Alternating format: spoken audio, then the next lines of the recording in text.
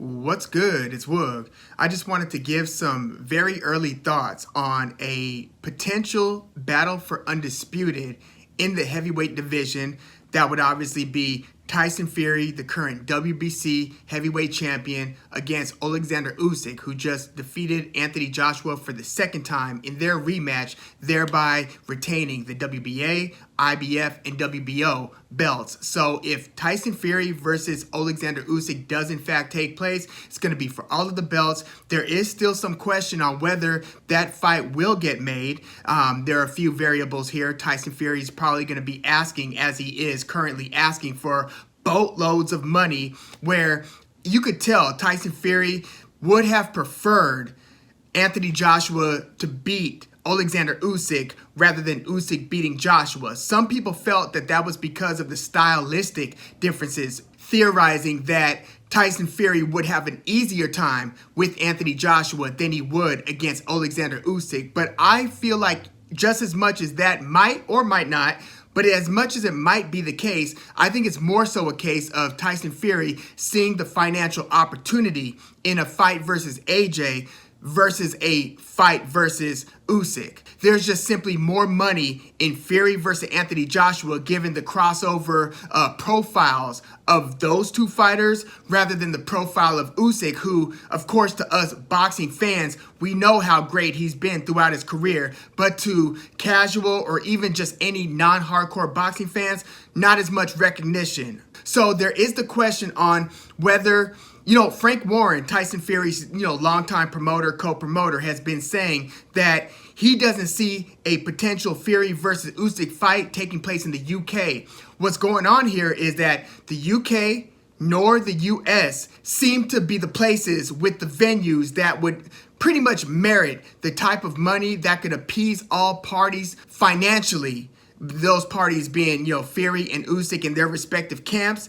There just isn't as much money in Fury versus Usyk to satisfy all parties, whereas potentially Saudi Arabia and, maybe the UAE, the Emirates or something, would basically offer a site fee or would essentially just put up enough money to make that fight happen. Unfortunately, it looks like, as crazy as it sounds, that there might not be enough money in Tyson Fury versus Oleksandr Usyk to satisfy Fury specifically, right? So we don't know if that fight's going on. At the same time, you have, Mauricio Suleiman, head of the WBC, which is the belt that Tyson Fury holds, basically putting Fury on the clock, right? You see sometimes sanctioning bodies will strip the fighters or give them a timetable to work with, see if they can reach an agreement, and they'll take action if the agreement's not reached. It looks like the WBC is now putting Tyson Fury on the clock. And so in response to that, Fury's basically putting any potential suitors to make the fight happen, putting them on the clock saying, hey, show me the money, basically. So we don't know, again, that fight Fury versus Usyk is going to take place. But if it does, I just want to lend some of my early thoughts on this. And the first thought that comes to mind, well, first of all, when I was, texting my dad, cousin, and brother in a fight forum, like what they thought about Fury versus Usyk, my dad said, well, I have to go back and watch Fury versus Otto Wallin, right? So this is an opponent that Fury had a few fights ago, basically between Wilder Part 1 and Wilder Part 2.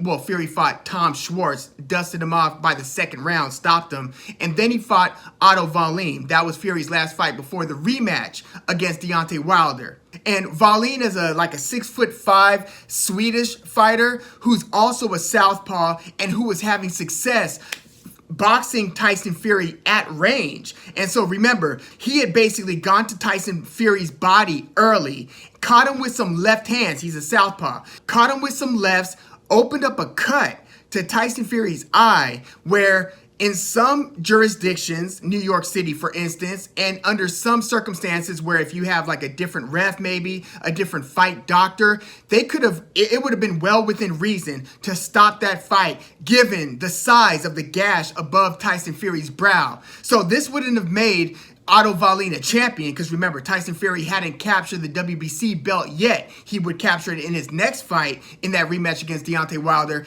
but he was the lineal champ. So that could have made Otto Wallin, lineal champ, is a simple call by a ref to wave it off saying, the cut's too bad, or for the doctor to do the same thing. So point being, Otto Wallin had a lot of success against Fury early, where he was, again, boxing him at range and then finding the opportunities to come in with hard left hands and to basically start going to work on the inside, where you're both working the body and working up top, finding your opportunities there, again, with the southpaw angles. Now, once that gash opened, I feel like Otto Wallin started abandoning some of the strategy that was bringing him a lot of success in those early rounds, basically headhunting, or more specifically, cut and eye hunting with his left hand, trying to basically further open the gash to where the referee and fight doctor would have no choice but to stop the fight. So the things that were working early for Wallin, he kind of got away from. And again, those things were,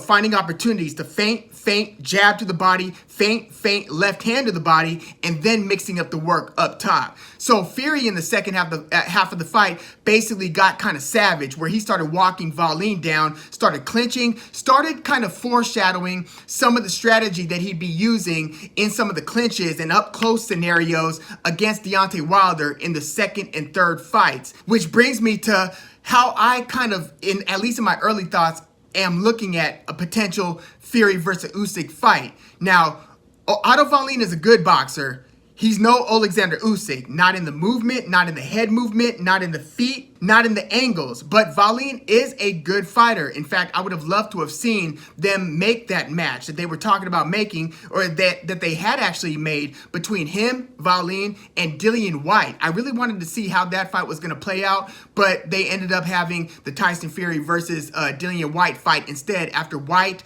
pulled out of the fight with Wallin, citing injury. A lot of people were kind of skeptical about the reasons for him pulling out, but that's what happened. So Wallin is a good boxer. He's no Usyk, but unlike Anthony Joshua, who we just saw Usyk defeat now twice, Fury's not going to have the same problem where it's like, use your physicality. Make that an issue. We've seen in recent Tyson Fury fights him basically this heavier version of Tyson Fury. Because keep in mind, when he fought Wilder the first time, and even when he fought Otto Wallin, and then in his career before that, right, when he was fighting Vladimir Klitschko and, Derek Chisora twice, he was lighter than he's been in his last couple of fights, right? This is a new-ish Tyson Fury that we're dealing with, basically under the tutelage of Kronk Jim Sugar Hill Stewart, where he's showing more physicality and he's sitting down on his right hand a lot more, where it's just a drill. We saw him just knock out Dillian Whyte in his very last fight. But more importantly,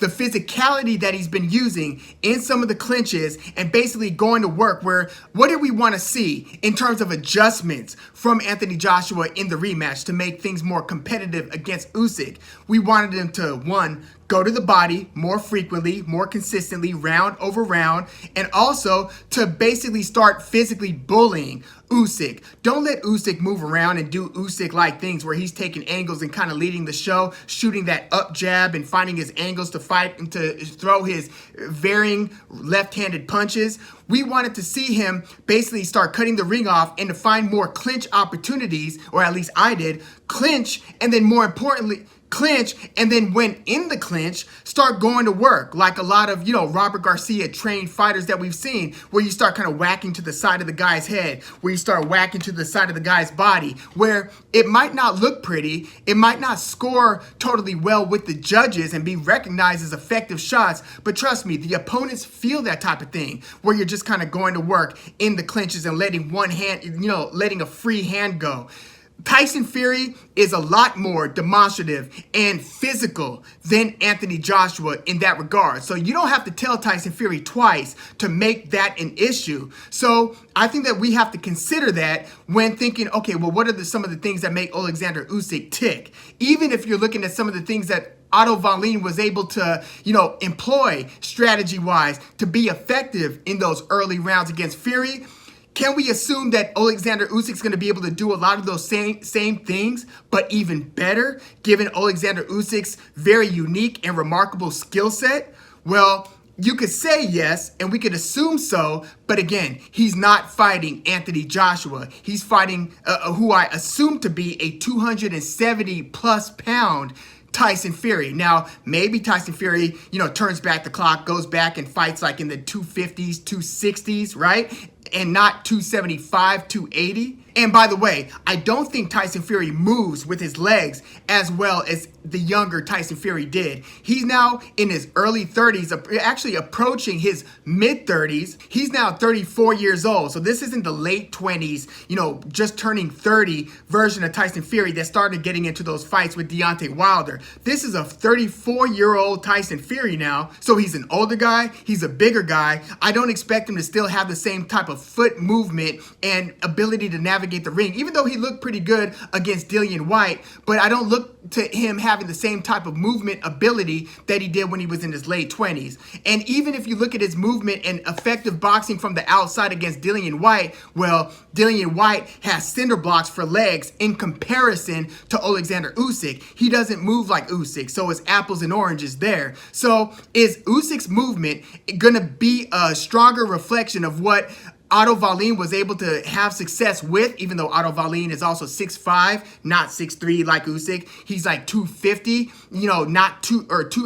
Otto Wallin's about 230s. He's like in his mid 230s. In fact, when Fury fought Wallin, Tyson Fury was only 255 pounds relatively. It's a lot of weight, but it's 20 pounds less than what he was weighing in the fights with Wilder, especially in the second and third fight. 25 or so pounds lighter in that fight against Wallin. And Otto Wallin was 236 pounds. So, Oleksandr Usyk's going to be about 220 to 225, I'm assuming, in a potential fight with Fury. So Fury, if he comes in at 270, 275 plus, I don't expect him to be doing the same outside fighting that he did against Vladimir Klitschko or even against Dillian White in his most recent fight. I would see him putting his foot on the gas and coming forward a lot more and just insisting that this become a brutal, in-close style fight in the way that he did against Otto Wallin once that cut was opened up, and basically Tyson Fury had a sense of urgency because they could have stopped the fight at any time. So he started clinching, he just started getting brutal and started fighting more of a phone booth style fight. I expect Fury to get kind of rugged and savage against Oleksandr Usyk rather than just obliging in a boxing range chess match, as was the case in Usyk versus Joshua for the most part. So yeah, those are some things to consider. But again, Tyson Fury, you don't have to tell him twice to get physical. He knows Oleksandr Usyk's skill set. He knows his abilities. He knows that, he might have trouble with him if he tries to tit for tat box him from the outside. Because again, even Otto Wallin, a good boxer, can't really say at this point he's a great boxer, but Otto Wallin was having some success boxing at range against Tyson Fury. So yeah, I think that Tyson Fury is going to fight Oleksandr Usyk so much more differently and more physically than Anthony Joshua did. But yeah, let me know what your early thoughts are on Fury versus Oleksandr Usyk. One, do you think the fight comes together? And if so, who are you favoring? Do you think Oleksandr Usyk is going to be able to successfully do Usyk-like things? Or do you think Tyson Fury is basically just going to be the bigger, stronger, and badder man and basically batter Oleksandr Usyk in the clinches and basically just make life hell for Usyk, wear those 35-year-old legs out? Because think about how mobile Usyk still was in the late rounds against Anthony Joshua, like in the 10th and 11th round against Joshua. I don't expect him to be able to be that mobile in the middle and late rounds against Tyson Fury, given Tyson Fury's physical tools. But yeah, let me know what you think about Fury versus Usyk. Do you think the fight happens, and how do you see it playing out, at least in your early thoughts? If they do in fact make the fight official, I'm going to do an early thoughts video on that, and then obviously as we near the fight day, I'm going to do a full preview giving a, guess or prediction on the fight. But yeah, let me know your thoughts, and please like the video, subscribe to the channel if you are into the fight talk. I'm Woog. Thanks for tuning in.